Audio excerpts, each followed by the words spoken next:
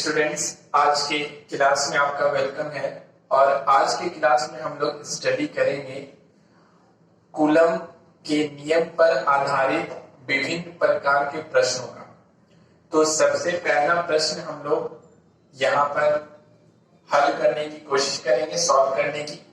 तो आप बोर्ड पर देख सकते हैं कि प्रश्न लिखा हुआ है कि वायु में दो छोटे आवेशित गोले पर क्रमशः 4 कूलम तथा 6 कूलम आवेश है। यदि दोनों गोला एक दूसरे से 12 मीटर की दूरी पर हो तो उनके बीच लगने वाले बल का मान निकालें। कह रहा है कि दो गोला है, तो सबसे पहले हम लोग क्या करते हैं कि चित्र बना लेते हैं, इससे समझ में आएगा। तो अगर दो गोला है और दोनों गोला क्या है, एक दूसरे से 12 मीटर की दूरी पर है और दोनों गोले पर क्रमशः, जिसमें से एक गोले पर 4 कूलम आवेश है और दूसरे पे कितना है, 6 कूलम आवेश है। ठीक है, और दोनों गोला एक दूसरे से कितने दूरी पर है, 12 मीटर की दूरी पर है। तो यहां से यहां तक की दूरी क्या देंगे, ये 12 मीटर की दूरी आपको दिया हुआ है। तो सबसे पहले लिखेंगे क्या क्या चीज दिया हुआ है। तो दिया हुआ है, तो हम लोग को क्या दिया हुआ है, Q1 दिया हुआ है। Q1 कितना दिया हुआ है, 4 कूलम। Q2 भी दिया हुआ है, Q2 दिया हुआ है 6 कूलम। दोनों के बीच का दूरी दिया हुआ है, तो R का मान दिया हुआ है 12 मीटर। और हमें निकालना क्या है, बल निकालना है, F का मान निकालना। ठीक है, तो लिखेंगे हम जानते हैं कि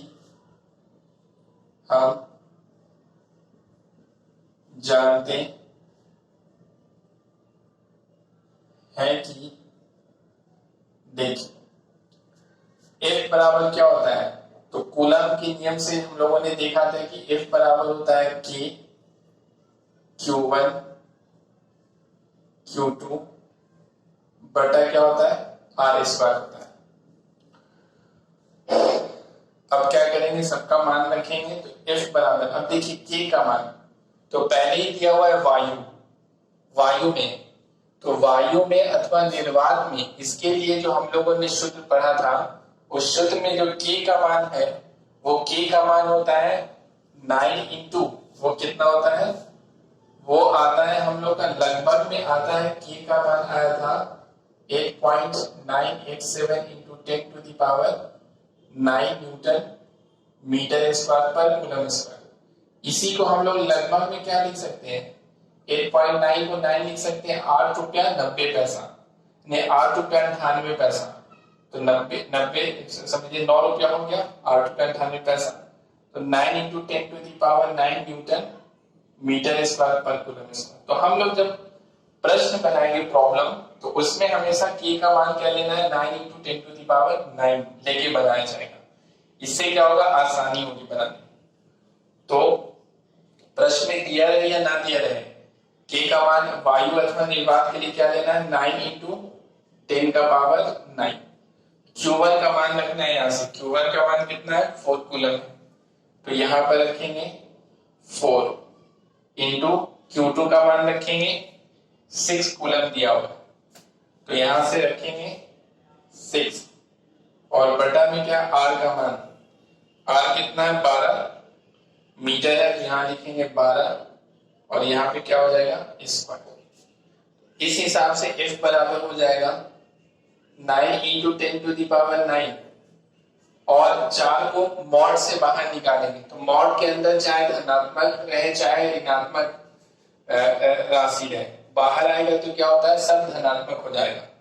तो ये तो पहले से धनात्मक है, तो धनात्मक ही 4 लिखा जाएगा और ये भी 6 हो जाएगा। 12 को क्या लिख सकते हैं, 12 का स्क्वायर को लिख सकते हैं 12 गुने 12।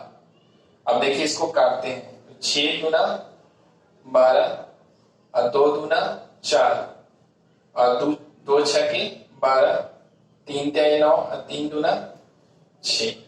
तो यहां से फिर हम लोग लिख सकते हैं कि F बराबर हो जाएगा, यहां से आप देख सकते हैं 3 और नीचे में क्या बचा, 2 बचा, तो 3/2 इंटू और गुना में 10 का पावर 9 बचा हुआ है, तो यहां से लिखेंगे 10 के पावर 9।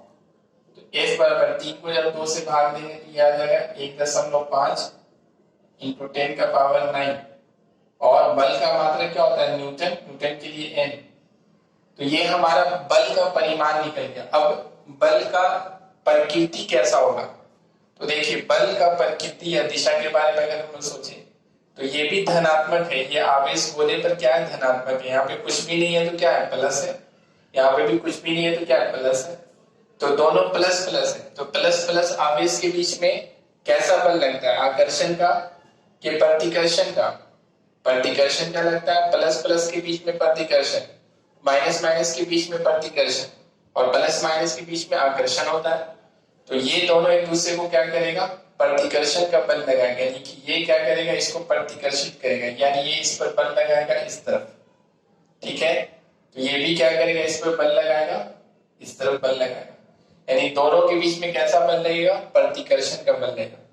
तो यहां पर हम लोग प्रकृति में लिख सकते हैं, बल का प्रकृति में लिखेंगे प्रतिकर्षण, या दिशा में लिख देंगे प्रतिकर्षण। तो ये हम लोग का क्या हो गया, आंसर हो गया, ठीक है। तो ये हम लोग का पहला हो गया, पहला प्रश्न हो गया। इसको आप क्या किए, उतार लीजिए या फिर इसका स्क्रीनशॉट ले लीजिए, उसको उतार लीजिए कॉपी पे। लेकिन क्या करेंगे, पहले आप अपने से फिर से बनाएंगे, प्रश्न लिख लेंगे और बनाएंगे, और बनने के बाद अगर नहीं बनेगा, कहीं पर अगर आप फंस जाएंगे, तब इसको हमारा जो सॉल्यूशन है उसको आप देख करके वहां से अपने आप में सुधार करेंगे। अगर आप सिर्फ उतारते चले जाएंगे तो फिर आप सीख नहीं पाएंगे, इसलिए अपने से कोशिश करना है बनाने की। तो मिटाते हैं।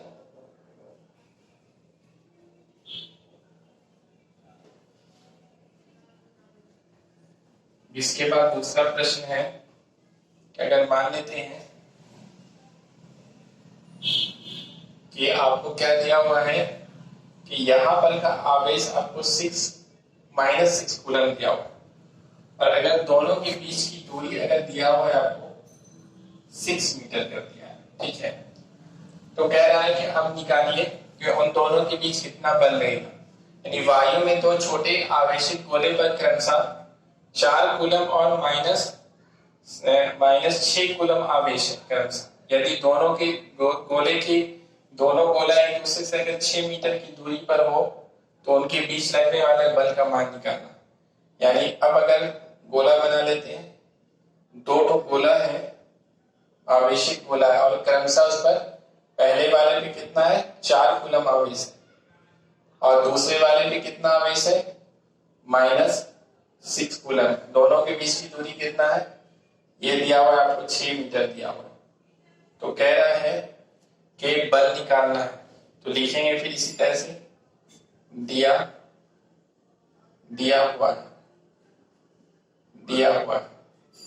हम लोग को पहला आवेश Q1 दिया हुआ है 4 कूलम, दूसरा आवेश दिया हुआ है -6 कूलम, और दोनों के बीच की दूरी है 6 मीटर। तो हमें क्या निकालना है, बल निकालना है। तो लिखेंगे, हम जानते हैं कि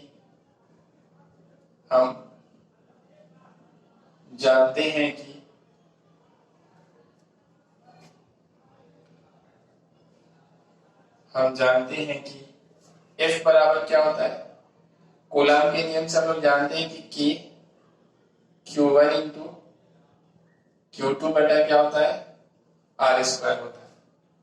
तो यहां से K का मान, वायु अथवा निर्वात के लिए K का मान क्या होता है, यहाँ प्रश्न में वायु दिया हुआ है, यानी इन दोनों के बीच का माध्यम क्या है, वायु है, यानी दोनों आवेशित गोला क्या है, वायु के माध्यम में रखा हुआ है। तो इस स्थिति में K का मान होता है 9 × 10⁹ ये सबको याद रखना चाहिए। Q1 का मान रखेंगे यहां से, तो ये 4 कूलम हो जाएगा, और Q2 का मान रखेंगे ये -6 हो जाएगा, मॉड में -6, और बटा में R का मान, तो यहां से 6 है, तो यहां से 6 का क्या हो जाएगा, स्क्वायर हो जाएगा। तो यहां से f बराबर हो जाएगा 9 इंटू 10⁻9। 4 को मॉड से बाहर निकालेंगे तो 4 ही होगा। -6 को निकालेंगे तो क्या हो जाएगा, -6 को निकालेंगे तो +6 हो जाएगा, क्योंकि मॉड के अंदर प्लस रहे या चाहे माइनस रहे, बाहर में निकलता है तो क्या होता है, प्लस हो जाता है। तो ये भी 6 हो जाएगा। और 6 का स्क्वायर को क्या लिख सकते हैं, 6 गुने 6 लिख सकते हैं। अब इसको 6 से 6 कट हो जाएगा। अब यहां से देखो 2 2 4 और 2 तिहाई 6 और 3 तिहाई 9। तो यहां से हम लोग देख सकते हैं कि हमारा f का मान आ जाएगा, 3 को 2 से गुना करेंगे तो 3 गुना 6 होगा और गुना में क्या आएगा 10 के पावर 9। तो 6 गुना 10 के पावर 9 और बल का मात्रक क्या होता है, न्यूटन होता है। तो ये बल का हमारा, तो ये भी हमारा प्रश्न क्या हो गया, सॉल्व हो गया। तो ये वाला प्रश्न भी बन गया।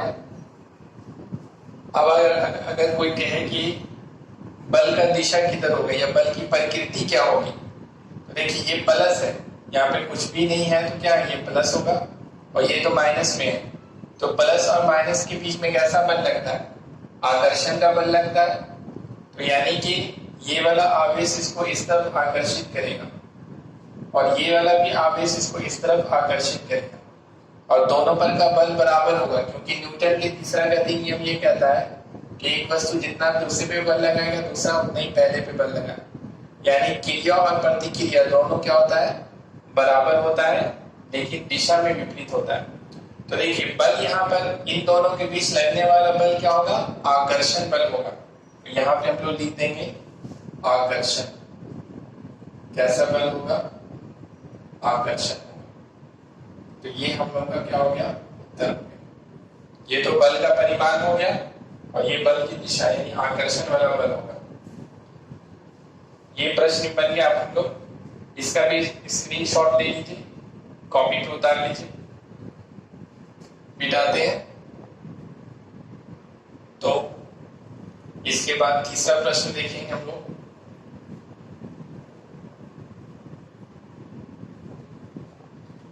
तो तीसरा प्रश्न देखते हैं। तीसरा प्रश्न में अगर आपको ये कह रहा है कि ये वाला आवेश आपको दिया हुआ है 4 माइक्रो कूलम, ये माइक्रो का संकेत है, और ये वाला आवेश आपको दे रहा है 6 माइक्रो कूलम, और दोनों आवेश के बीच की दूरी जो है वो अगर है 6 सेंटीमीटर, ठीक है। अब आपको निकालना है।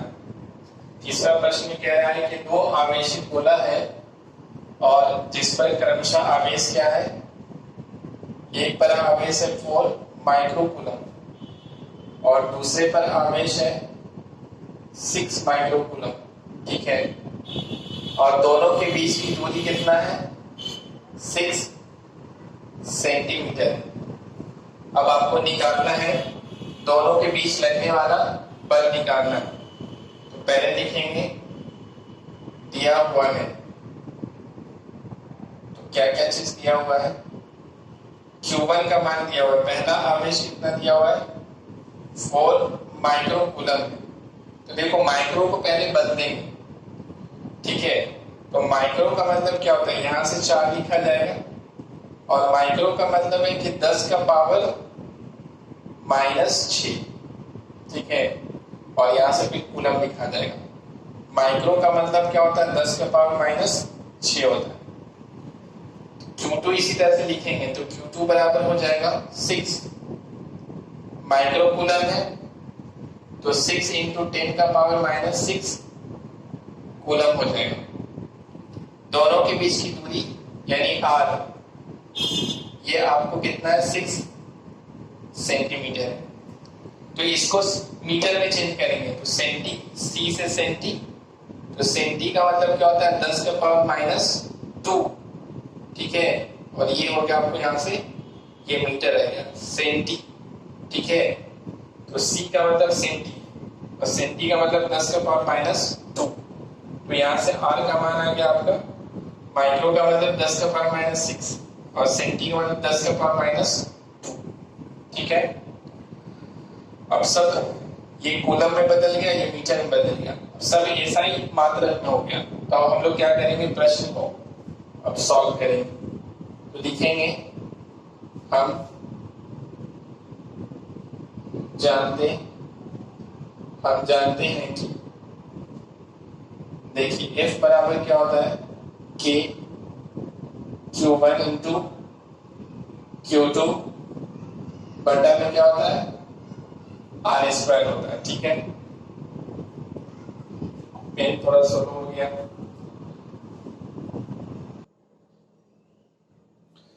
तो देखिए अब सबका मान रखते हैं।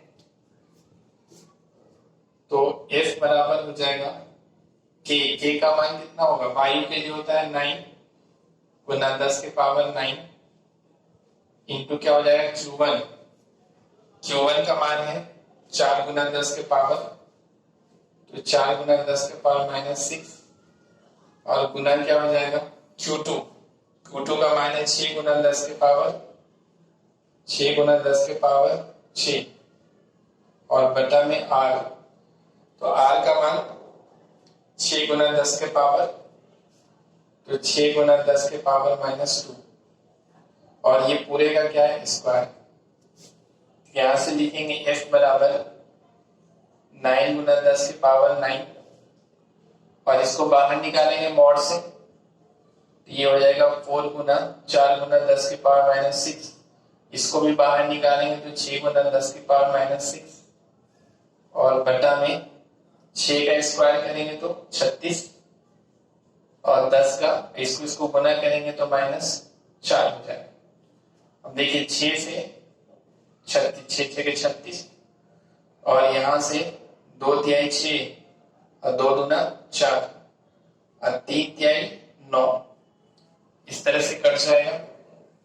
तो यहां से हमें F का मान आएगा, देखिए 3 को 2 से गुना करेंगे, 3 गुना 6 और गुना यहाँ 10 का पावर 9 लिखा है इंटू, और यहाँ देखिए 10 का पावर -6 है और 10 का पावर -6, तो लिखेंगे 10 का पावर -6, 10 का पावर -6 और नीचे में कितना है, 10 का पावर -4, यहां से लिखेंगे 10 के पावर -4। F बराबर हो जाएगा 6 गुना 10 के पावर 9 और इन दोनों को माइनस माइनस में दोनों को जोड़ देंगे तो 10 के पावर 6 को जोड़ेंगे तो -12, इसको ऊपर लेके आएंगे तो इंटू 10 के पावर, नीचे में माइनस है, ऊपर आएगा तो क्या हो जाएगा प्लस, ये 4 हो जाएगा। तो F बराबर हो जाएगा 6 गुना और 9 और 4 13 और गुना 10 के पावर यहां से 12, तो F बराबर हो जाएगा 6 गुना 13 में से 12 को घटाएंगे तो 10 बचेगा, तो F का मान हो जाएगा 6 दहिया 60 और मात्रक में न्यूटन। और बल कैसा होगा, बल का प्रकृति, ये भी प्लस है ये भी प्लस है, तो प्लस प्लस के बीच में कैसा बल रहेगा, प्रतिकर्षण का बल रहेगा, ये इधर प्रतिकर्षित करेगा और ये इसको इधर प्रतिकर्षित करेगा, ऐसा सीधा सीधा। तो यहाँ पे लिख देंगे बल का दिशा क्या होगा, बल का प्रकृति होगा प्रतिकर्षण का। ये हम लोगों का हो गया उत्तर। तो इस तरह से प्रश्न बनाया जाएगा। अगर प्रश्न में आवेश माइक्रोकूलम में दिया हुआ है तो डरेंगे नहीं, माइक्रोकूलम को बदल देंगे कूलम में। दूरी अगर सेंटीमीटर में दिया हुआ है तो उसको बदल देंगे किसमें, मीटर में, और इस तरह से प्रश्न को बना देंगे। इसका भी स्क्रीनशॉट ले लीजिए, कॉपी पर उतारिएगा, पहले अपने से बनाइएगा, नहीं बनेगा तो फिर देख करके समझिएगा कैसे बना है। इसके बाद हम लोग अगला प्रश्न देखते हैं, चौथा।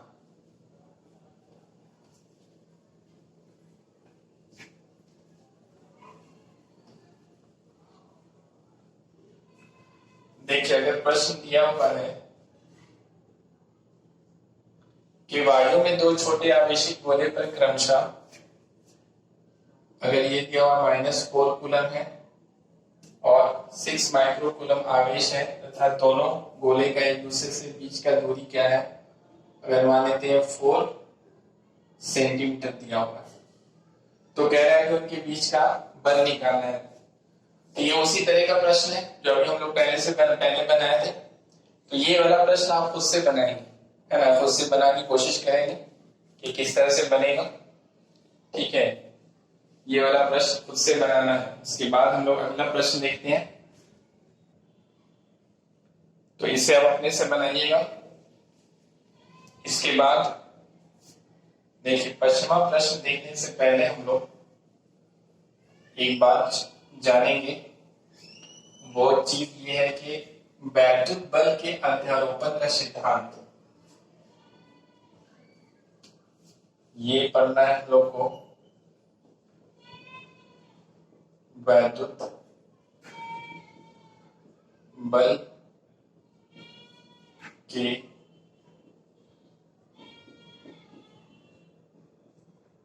अध्यारोपण का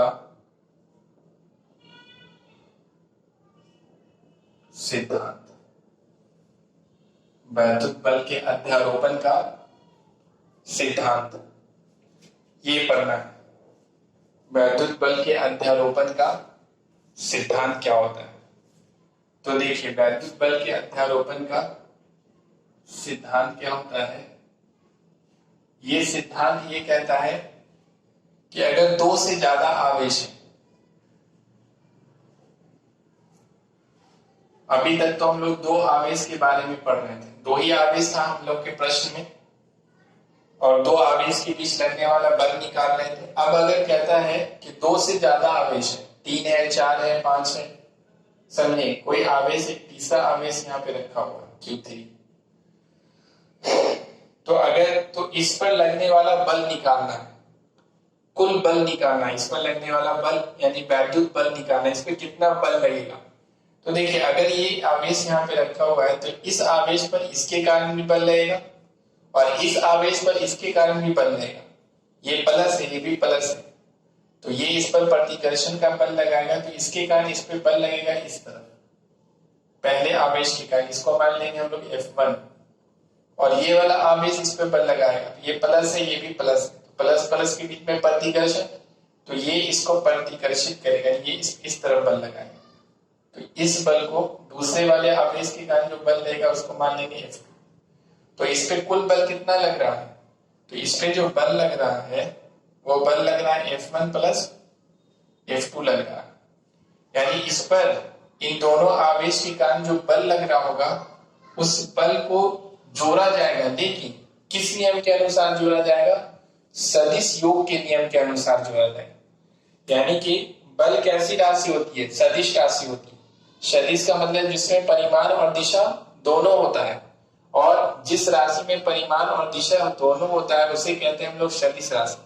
और सदिश राशि को सदिश योग के नियम से जोड़ा जाता है, साधारण नियम से नहीं जोड़ा जाता है। साधारण नियम होता है जैसे 2 है और 2 है तो 2 + 2 4 हो जाता है, 3 को 2 से जोड़ेंगे तो 3 + 2 5 हो जाता है। ये साधारण योग का नियम है। लेकिन सदिश योग का नियम क्या है? सदिश योग का नियम यानी 2 सदिश राशि के जोड़ने के जो नियम होता है उसे हम लोग कहते हैं सदिश योग का नियम।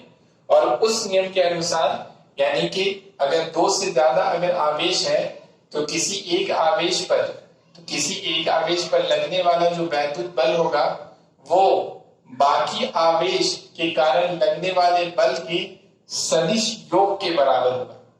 यही कहता है अध्यारोपण का सिद्धांत। वैद्युत बल के अध्यारोपण का सिद्धांत ये कहता है कि अगर 2 से ज्यादा आवेश है तो उनमें से किसी एक आवेश पर लगने वाला कुल बल बाकी आवेश के कारण लगने वाले बल का सदिश योग होगा।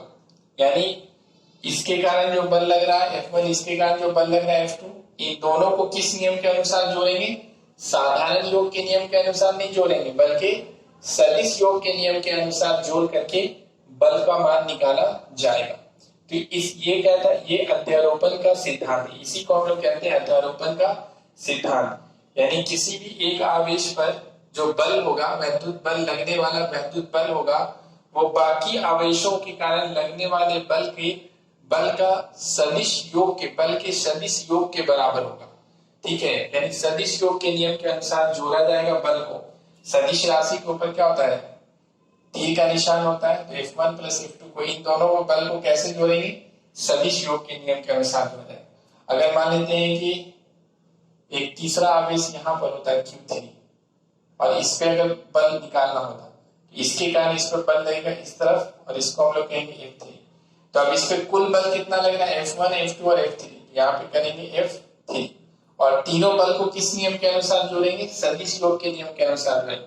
सदिश योग के नियम के अनुसार, यानी कि आपको 11th क्लास में पढ़ना है कि रिजल्टेंट यानी परिणाम क्या होता है, R बराबर पढ़ाया गया होगा कि A का स्क्वायर प्लस B का square plus 2AB cos theta हो जाएगा। तो यहाँ पे इसी तरह से बल में हो जाएगा, अगर दो तो बल है तो F1 का स्क्वायर प्लस F2 का स्क्वायर प्लस 2 F1 F2 और cos थीटा। ठीक है, तो ये है किसका, सदिश योग के नियम का ये सूत्र है। तो इस सूत्र के अनुसार दो अगर बल है उसको जोड़ा जाएगा, दो या दो से ज्यादा ही बल हो सकता है, तो दो दो करके हम लोग जोड़ते जाएंगे, उसका जो रिजल्टेंट आएगा सब उसको फिर जोड़ते जाएंगे।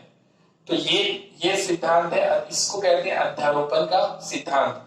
यानी किसी भी आवेश पर अगर एक से ज्यादा बल लग रहा है तो उन सारे बलों को सदिश योग के नियम के अनुसार जोड़ा जाएगा।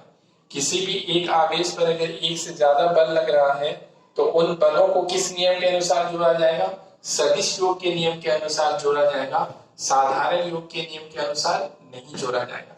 इसी सिद्धांत को कहते हैं हम लोग वैद्युत बल के अध्यारोपण का सिद्धांत।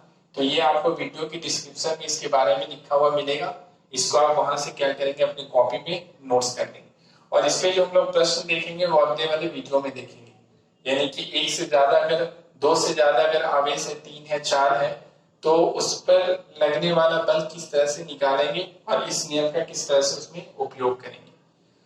तब तक के लिए थैंक यू।